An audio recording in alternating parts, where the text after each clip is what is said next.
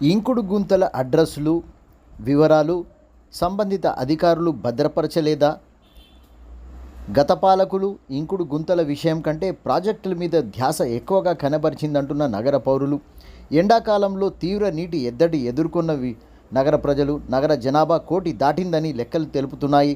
ఇప్పటికే నగరానికి ఉస్మాన్ సాగర్, హిమాయత్ సాగర్ నీరు సరిపోకపోవడంతో కృష్ణా నీరు నాగార్జున సాగర్ నుండి, సింగూర్, మెదక్ నుండి నగర ప్రజల దాహార్తిని, అవసరాలను తీరుస్తున్న అంచనాల కంటే ఎక్కువగా ఉంటుందని తెలుస్తుంది. అందుకే మేధావులు, శాస్త్రవేత్తలు సూచనలతో భూగర్భ జలాలను పెంచేందుకు ఇంకుడు గుంతలు, మంచినీటికి ఏర్పాటు చేయడం మంచిదని రాష్ట్ర ప్రభుత్వానికి చాలాసార్లు సలహా ఇచ్చిన విషయం తెలిసిందే. అవి కాస్త అధికారులు, నాయకుల నిర్లక్ష్యంగా కారణంగా చెత్తా చెదారంతో వర్షపు నీరు ఇంకుడు గుంతలకు పోకుండా బయట నుంచే ప్రవహిస్తున్నట్టుగా అవి కనిపించకుండా పోయినటువంటి విషయం ఇప్పుడు ప్రశ్నార్థకంగా మారింది. నగరంలో ఓ ప్రభుత్వం ఉన్నప్పుడు ఇంకుడు గుంతలను పట్టించుకున్నాయి.